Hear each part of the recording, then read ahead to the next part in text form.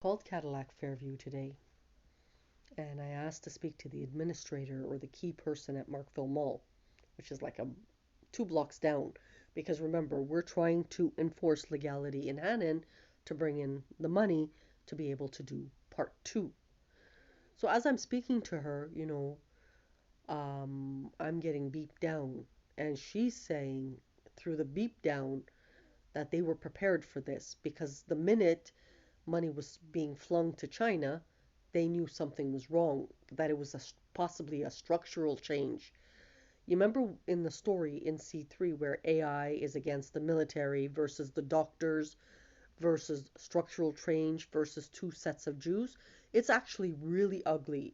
A tiny spat that started in Christie Community Center between St. Olive and the Kurds eventually exploded like a volcano. This is the authentic version of the story. Make a long story short, I said, Nancy, like, I'm also Lee, which is true. So you might be Lee because it's a fluke. You might be Lee because of my niece. You might be Lee because of me, and you don't even know it. Nancy was now Seagull's mother. You might be at the location of Nancy, which is orthodox, also a Lee. So there's 50 million reasons why you could be a Lee, but I know you're new in the vicinity. I'm creating awareness, that it's legally owned.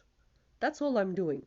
She goes, do you want to speak to someone higher up? Like she's only administrator. I said, yes, I know that. But I'm doing that for awareness. That's all. Because with no police, no nothing, we can't really enforce it. So that means that's why I got beeped down with her response, which is, we knew it was bad because it's a structural change. Like it's a big, big, big change. Like we're talking old London, it's an empire change technically.